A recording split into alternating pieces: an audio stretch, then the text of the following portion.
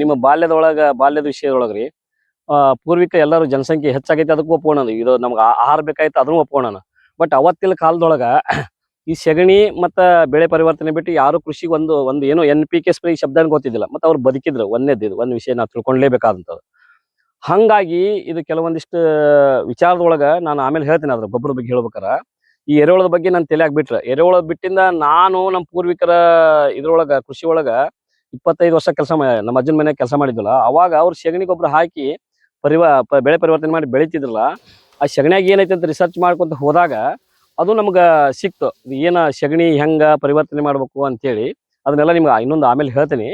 ಹಂಗ ನಾವು ಅದನ್ನ ತಿಳ್ಕೊಂಡು ಬೆಳೆ ಬೆಳೆದಾಗ ಸರಿ ಆಕತಿ. ನಾವು ಇಳುವರಿ ಬರುದಿಲ್ಲ ಅಂತೇಳಲ್ಲ, ನಾವು ಪ್ರಯತ್ನ ಮಾಡಿ ಅದು ಏನೇನ್ ಬೇಕಾದ ಪ್ರಯತ್ನ ಮಾಡಿ ಹೇಳಿದಾಗ ಮಾತ್ರ ಸಕ್ಸಸ್ ಆಗ್ಬೋದು. ನಾವೆಲ್ಲ ಪ್ರಯತ್ನ ಮಾಡಿವಿ. ಏನು ಟಾಪ್ ನೀವು ಮೆಣಸಿನಕಾಯಿ ತೋರಿಸಿ ನಿಮ್ಗೆ ಆಮೇಲೆ ಟಾಪ್ ಮೆಣಸಿನಕಾಯಿ ಏನು ಔಷಧಿ ಹಾಕಿ ಸ್ಪ್ರೇ ಮಾಡಲ್ಲ ಅಂತ ಹಂಗೂ ಬೆಳೆದವು, ಮಿಡ್ಲು ಅದಾವು, ಮಧ್ಯಂತರ ಅದಾವು. ಬಟ್ ವಿಷಯ ನಮ್ದು ಏನು ಆಗ್ಬೇಕಂತಂದ್ರ ಖರ್ಚು ಹೊರಗಲಿಂದ ತರುವಂತ ಖರ್ಚು ಕಡಿಮೆ ಆಗ್ಬೇಕು.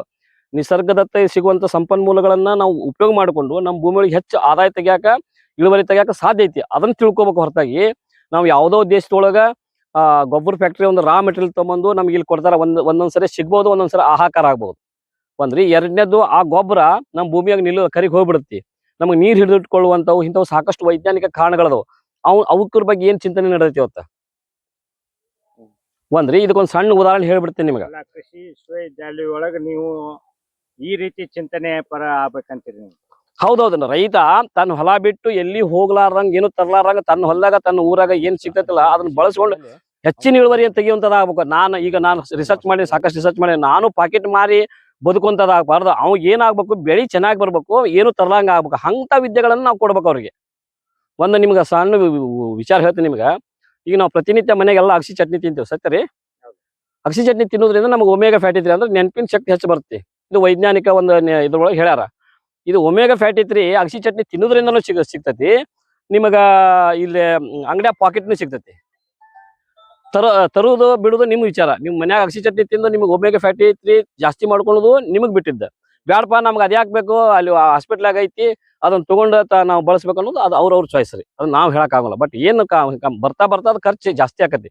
ಈಗ ಪ್ರತಿ ವರ್ಷ ನಾವು ಬಾಲ್ಯದೊಳಗಿದ್ದ ನಮ್ಮಲ್ಲೆಲ್ಲ ಕಡ್ಲಿಗ್ರಿ ಒಂದು ಸ್ಪ್ರೇ ಮಾಡ್ತಿದ್ರು. ಒಂದ್ ಸ್ಪ್ರೇ ಮಾಡ್ತಿದ್ರು, ಒಂದ್ ಯಾವ್ದೋ ಪುಡಿ ಹೊಡ್ತಿದ್ರು.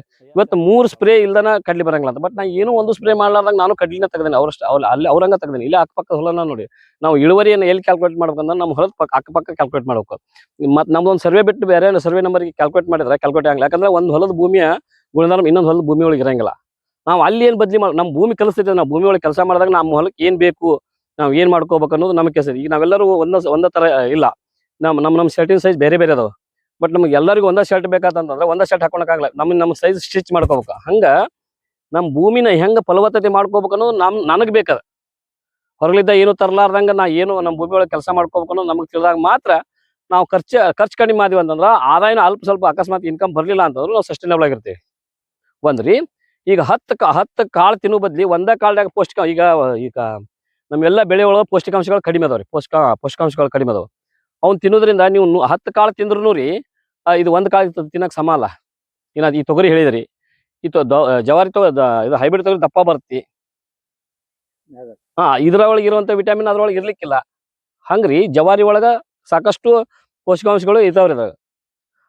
ಅದು ಹಂಗಾಗಿ ನಮ್ಗೆ ಅವೈಲೇಬಲ್ ಇಂಥವನ್ನ ನಾವು ನಮ್ದ ಶ್ರೇಷ್ಠ ಅಂತಲ್ಲ. ನಾವು ಹೊರಗಲಿದ್ದ ತರ್ಲಾರ್ದಂಗೆ ಯಾವ ತರ ಮಾಡ್ಕೋಬೇಕು ತಿಳ್ಕೊಂಡ್ ಮಾಡಿದಾಗ ಮಾತ್ರ ಕೃಷಿ ಸಸ್ಟೈನಬಲ್ ಆಗತ್ತೆ. ಇಲ್ಲ ಅಂತಂದ್ರ ನಾವ್ ಎಲ್ಲಿ ಯಾವ ಮಟ್ಟಕ್ಕೆ ಬಂದೇವ್ ಅಂತಂದ್ರ ಒಬ್ರು ಬೀಜ ಕೊಡ್ಬೇಕ್ರಿ, ಒಬ್ರು ಗೊಬ್ಬರ ಕೊಡ್ಬೇಕ, ಒಬ್ರು ಟೆಕ್ನಾಲಜಿ ಒಳಗ ಈ ಔಷಧಿ ಹೊಡ್ಯಾಕ ಎಲ್ಲ ಕೊಂಡ್ಕೊಡ್ಬೇಕು. ಇಷ್ಟೆಲ್ಲಾನು ನಾವು ಇನ್ನೊಬ್ರ ಮ್ಯಾಗ ಕೈ ಉರಿವಲ್ಲ. ನಾವು ಅವಲಂಬಿತರಾಗಿ ಸ್ವಾವಲಂಬಿಗೆ ಪರಾವಲಂಬಿ ಆಗಿ ನಾವ್ ಇವತ್ತು ಸ್ವಾವಲಂಬಿ ಆಗೋದು ಯಾವಾಗ? ಈ ನಮ್ಮ ಪೂರ್ವಿಕರ ಕೃಷಿ ಬರೀ ಸ್ವಾವಲಂಬಿ ಆಗಿತ್ತು. ಆ ಬದುಕು ಹೋಗ್ಬಿಟ್ಟೈತಿ. ಈಗ ಆ ಒಂದು ದೃಷ್ಟಿಯೊಳಗೆ ಚಿಂತನೆ ಮಾಡ್ಬೇಕ್ರಿ.